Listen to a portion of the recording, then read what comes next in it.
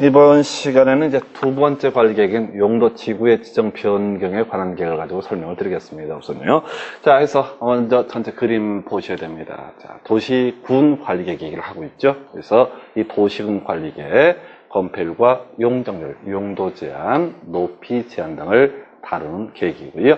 자, 이 중에서 가장 기본이 됐던 것, 전국토 21개 중에 하나의 등급을 매겼던 개념이 용도 지역이라는 개념입니다. 그래서 용도 지역 21개 중에 하나, 어떤 과정, 기본적으로는 입안 결정 과정을 통해서 결정 등을 하게 되면요, 건폐율, 용적률, 용도 제한, 혹은 간접적으로 높이 제한의 문제가 발생한다라고까지 설명을 드렸습니다.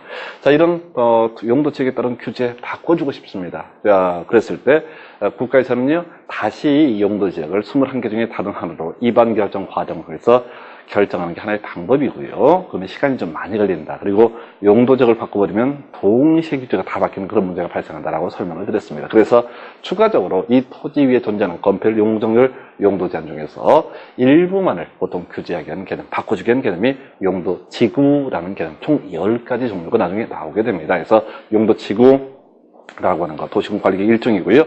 역시 기본 절차는 입안 결정 과정을 거치게 됩니다. 그래서 용도 지역의 경우에는 입안 결정 과정의 특례, 예외가 존재했지만 용도 지구는 예외 없이 기본적으로 기초조사, 공고열람, 지방의 의견 청취 거쳐서 입안하고요. 협의심을 통해서 결정 고시 등을 하게 됩니다. 그래서 이렇게 용도 지구라고 하는 거 지정되게 되면요, 이때 용도 지역에 따른 규제와 용도 지구에 따른 규제가 충돌할 거예요. 그럼 당연히 해석상 용도 지구에 관한 사항을 우선 적용을 합니다. 즉, 용도 지역이 있다는 얘기는 그 밑에 뭔지는 모르지만 21개 중에 하나의 용도 지역이 존재한다라는 개념도 잡고 들어가야겠고요. 자, 그래서 용도지역의라고 하는 것부터 볼까요? 여러분 교재는 15페이지에 나와 있죠. 용도 지구라고 하는 것은 되게 길어요.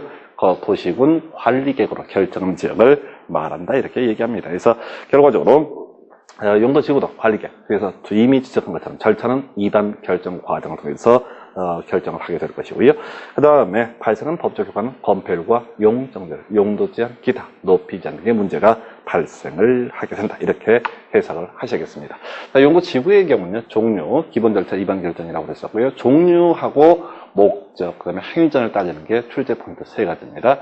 일단 크게 용도지구 종류를 보시게 되면 고도지구, 경관지구, 미관지구, 보존지구, 시설보호지구, 취락지구, 그 다음에 개발진흥지구, 방제지구, 특정용도 제한지구, 방화지구 등으로 구분을 할 수가 있습니다. 자, 그런데 여러분 교재에서 보시게 되면 특정용도 제한지구, 방화, 방제 이렇게 되어 있는데요.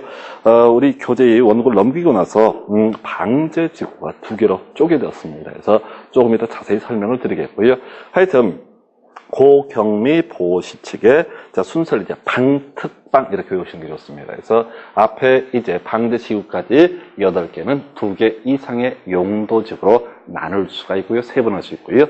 이에 비해서 특정 용도 제한지구와 방화지구는 세분을 할 수가 없습니다. 그럼 어떤 경우에 특정 용도 제한지구를 지정하느냐? 자, 말 그대로 용도지구 이름에서 다 끝내버려야 돼요. 특정 용도를 제한하게 한 지구. 그래서 우리 용도지역에서 나왔던 규제 건폐율, 용적률, 용도 제한이 있었죠? 예.